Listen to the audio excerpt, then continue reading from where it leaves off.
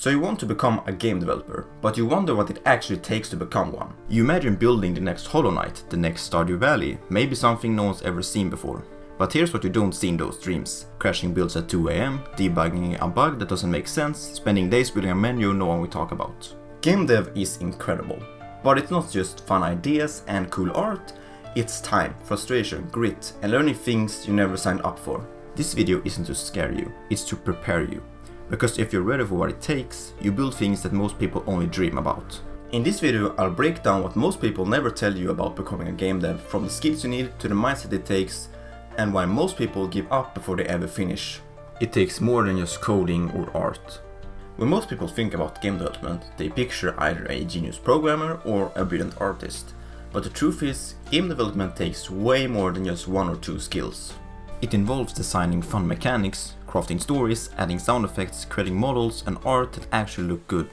Game dev is a mix of creativity, logic, storytelling, design, and most of the time even marketing and community building. If you want to make games, be ready to learn across disciplines, because the better you get the full picture, the better your games will feel. Game development is multidisciplinary. Being a game developer means wearing a lot of hats, especially if you're working solo or in a small team. You'll be programming, sure, but also designing systems, balancing mechanics, writing a story, setting up UI, adding sound effects, and probably designing models too. Sometimes it feels like you're building 5 different projects at the same time. At first, that might sound overwhelming, and yeah, sometimes it is. But the thing is, that's what's fun with game dev. You're not just a coder or artist, you're a creator, and the game is your playground.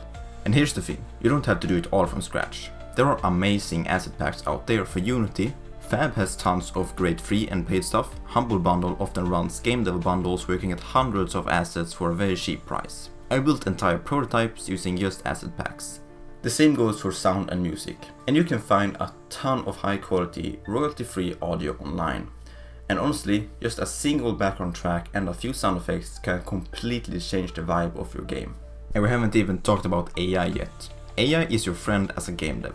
Whether you're stuck on code, need help naming abilities, writing dialogue, or creating procedural content, or creating 2D art, and sometimes even 3D art, tools like ChatGPT, Copilot, and image generators are absolute game changers. You don't need to be an expert at everything, but you do need to be curious about everything. Game development is about problem solving across disciplines, and the more open you are to learn new skills, the more complete your games will feel. You'll have to learn what you don't love. Here's something that no one tells you when you start game dev. You can't just stick to the fun parts. We all love certain things about game dev, like building combat systems, designing levels, adding cool effects. But then what about menus, art, and adding immersive sounds and music? Those parts might not sound as exciting, but they matter as much as everything else. If you skip the boring parts, the player feels it. A clunky menu ruins immersion, bad performance kills the vibe, and bad or inconsistent art can ruin the environment. So here's the deal, you don't have to love everything, but you do have to respect it. You have to get good enough at the things you rather avoid, just so that the things that you do love can shine. Focus most of your time on what excites you, sure, but make systems that handle what doesn't. Templates, prefabs, reusable code, asset packs, AI tools. You don't need to reinvent the wheel every time, you just need to make sure the wheel actually works. And if something feels completely out of reach, that's where AI becomes your best friend. Use it to generate code, organize systems, or even create 2D art. You're not cheating, you're speeding up the things that would slow you down. Because in solo game dev, your job isn't to master everything, it's to keep the whole game moving forward, even if that means doing the boring work no one else sees. You'll be your own project manager. When you make games solo or in a tiny team, you're not just a developer, you're the project manager, the planner, the tester, and you're the person who makes the trailer and the Steam description. And if you don't keep track of everything, the game will fall apart. I learned this the hard way. I used to open Unity and build whatever felt fun that day. But I'd lose track, forget features, leave bugs unfixed. No one else is going to step in and tell you what to do next. That's your job. Start simple. Use something like Notion, Trello, or even pen and paper. What matters is that you're thinking ahead. Break down your project, list features, track your bugs, set goals you can actually hit, not just goals that sound cool. Structure equals progress. It keeps you from waking up one day and realizing you've spent 3 weeks polishing one particle effect while ignoring half the game. And yeah, at some point you will need to test your game. Not just by playing it yourself, you need outside eyes. Friends, family, people on Discord, Reddit, forums, just people that can give you honest feedback and tell you when something just doesn't work. Watching someone else play your game can be painful, but it's also pure gold. You'll spot problems you never noticed because you're too close to it. So yes, you're a dev, but you're also your own producer, tester, and sometimes even your worst critic. Project management isn't just some extra skill, it's what keeps your game alive. And if you build a structure early, everything else becomes easier to finish. You'll need discipline more than you need motivation. It's easy to feel excited when you start a new game project. You got the idea, the playlist on, and you're building a dream game. But 2 weeks in, the motivation fades. Bugs pile up, life gets in the way, and suddenly you're not making progress, you're avoiding it. And this is where a lot of new devs give up, because they were relying on motivation, not discipline. Motivation is a boost, discipline is a system. When you're working solo, no teammates, no deadlines, no boss, you decide if things get done. That's powerful, but it's also dangerous. No one's telling you what to do. At school, you got assignments, at work, you got a manager, but in game development, no one's telling you what to do. There's no due date, no grades, no meetings, just you. That sounds freeing, and it is, but it's also one of the hardest parts. Because without structure, time slips away fast. One skipped day turns into a skipped week, then a skipped project. That's why you have to create that structure yourself. Set deadlines, give yourself weekly goals. Even better, put pressure on yourself in public. One of the best things I did was set up a Steam page early. It forced me to pick a release date. Suddenly, it wasn't just a hobby, it was real. Even if you don't publish on Steam, just telling a few friends or posting your goals online makes a difference. You start to show up, not because you feel like it, but because you said you would. Discipline starts when you take yourself seriously, even when no one else is watching. Progress can feel invisible for weeks. Game development isn't like art or music where you can show something cool off even if it's half done. Sometimes you spend 10 hours just fixing a bug, and end the day with nothing new to look at. No flashy feature, no wow moment, just the game finally not breaking. There are days where you fix one thing and 5 more break. You stare at the same error for hours, try 100 different things and nothing works. It feels impossible. You wonder if you're just not smart enough, if maybe this isn't for you. I've been there. My RTS project, I spent weeks trying to make the nav mesh work with multiplayer. Eventually I gave up. That one problem killed my momentum, and sometimes I still think about that project, because it could have been great. What I've learned since then is sometimes the best thing you can do is walk away. Seriously, close the editor, go outside, sleep, let your subconscious do the work. 9 times out of 10, the solution hits me the next day. The tough part is, progress isn't always visible, but invisible progress is also progress. The grid system I built for my builder game, the building system, the snapping, stuff most players never think about, that's what holds the entire experience together. That invisible foundation is what makes a game feel polished, even if it took you 3 weeks of silent suffering to get it working. It's especially rough when you want to share progress online, because nobody claps for the pathfinding bug is finally fixed. But that fix is what makes the cool parts possible. If you're stuck, just remember, you're building the part of the game that people depend on, even if they never see it. That's real progress. Finishing is 10 times harder than starting. Starting a new game is exciting. You got a vision, a name, maybe even a sick main menu and a soundtrack queued up. Everything feels new. You're fueled by motivation, inspiration, and that feeling of possibility. But eventually, that hype fades. You hit what can be called the valley of despair. It's the middle of the project and you got the fun parts mostly done, but the finish line still feels really far away. That's when people start dropping off. Not because they're not good, but because finishing a project is a totally different skill than starting one. I've started so many more game projects than I've finished. Like 5 times more. Cool mechanics, promising ideas, but the deeper I got, the harder it became to keep going. Most of those games never made it past the halfway point. Not because I didn't care, but because finishing takes discipline, and sometimes it just wasn't there yet. You need grit, the type of persistence that keeps you going even when it's not fun anymore, even if you're not sure if anyone will even play it. And this part? It's not glamorous. You're polishing menus, balancing numbers, fixing bugs that shouldn't exist. Sometimes you're just staring at the same animation loop for hours, wondering if the player even notices. The truth is, players rarely notice how much work went into finishing a game. Unfinished games don't get played. Finished ones, even small, messy ones, do. So if you want to make it in game dev, don't ask yourself if you can build a cool project.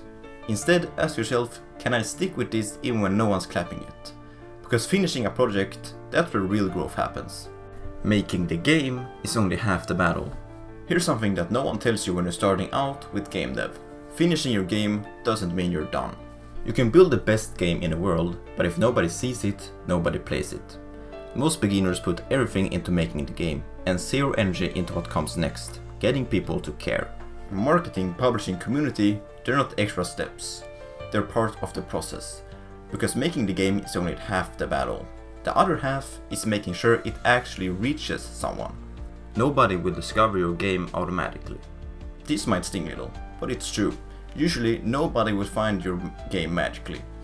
You could spend 2 years crafting the perfect experience and still launch your crickets if you don't market it. There are thousands of games launching every month. Even good games get buried without visibility. But the truth is, if you want to be serious about game dev, not just as a hobby, you have to learn marketing. And yeah, I get it, marketing sounds boring. Most of us would rather build a new feature or fix a bug. But it's a skill, and like everything else in game dev, you can learn it. Start simple, post a devlog, share your process on social media, create a Steam page early, even if the game is far from done. The earlier you start building an audience, the more people will care when you finally hit publish. Follow people like CodeMonkey for game dev and Chris Huskowski for Steam marketing. They'll show you how to make a trailer, optimize your Steam page, and even reach out to content creators. Reaching out doesn't mean begging for attention. It means finding people who genuinely enjoy your game and letting them know it exists. The best part? Marketing sounds harder than it is. It's not about shouting the loudest, it's about finding the right people and showing them something real. So if you've been avoiding marketing, don't. It's not selling out, it's finishing the job. Polish takes longer than you think. You built all your core systems, the mechanics works, the levels are in, and it feels like the game is done. But then you test it, and something feels off. It's not broken, but it's not fun either. It just feels flat. That's where polish comes in. And let me tell you, polish takes way longer than you think. At least 20% of your total time developing the game will be spent on things people never notice, unless it's missing. Sound effects, UI transitions, little screen shakes, snap animations, even something as simple as queuing player input. These are the invisible details that make a game feel alive. The difference between an okay game and a great game is often found in the last 10%. And most of the time, that is polish. Ever notice how in the best games everything just feels right? The jump is responsive, the sound is crisp, the menus flow smoothly. That's not an accident. If you want to create that kind of experience, you have to start noticing those details in the games you play. What sounds play when you open a menu? What does the character do when idle? How does the camera move when you land a hit? Polish is slow. It's repetitive. Sometimes you spend hours tweaking the same animation curve. But this is where magic happens. This is the part that turns a prototype into a product. And even though nobody will thank you for adding that subtle footstep sound, they'll feel it. The immersion, the smoothness, the delight. It's all there. So if you're serious about finishing a game, don't stop when it works. Keep going until it feels great. Shipping and feedback are their own skills. Here's something that nobody tells you when you're starting out. Shipping a game isn't just pressing upload on Steam. Publishing, especially on Steam, is its own process, and it takes way more time than you expect. You need a trailer, screenshots, a description, a press kit, cover art, tags, categories, features, pricing. Suddenly, you're not just a game dev, you're a copywriter, graphic designer, editor, and marketer. Unless you're hiring someone to do all of that, it's on you. Making the Steam page takes time, and doing it early matters. A good page can start collecting wishlists months before launch, and trust me, wishlists are a big deal for visibility. But even once the page is up, that's not the end. You still need to support your game after launch. Players will find bugs you've never seen. They'll have suggestions, feedback, sometimes criticism.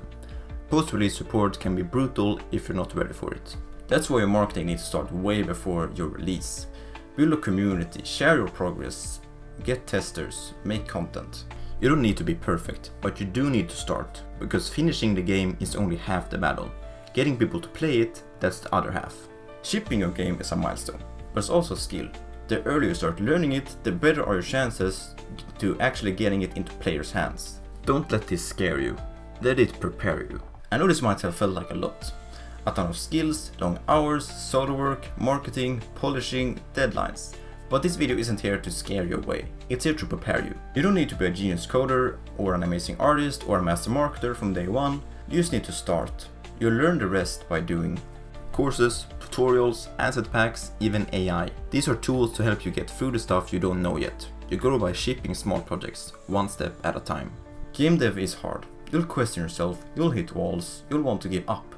But the moment you finish that first game, no matter how small, you'll understand why it was worth it.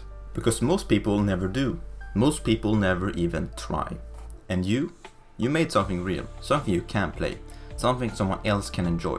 If you felt excited during this video, even if it just was for a second, then trust that feeling, because that excitement, mixed with a bit of fear, that's what growth feels like. And if you keep chasing it, keep learning, keep building, you're already on the right path. So, are you prepared to become a game dev? Maybe not yet, but no one is ever ready.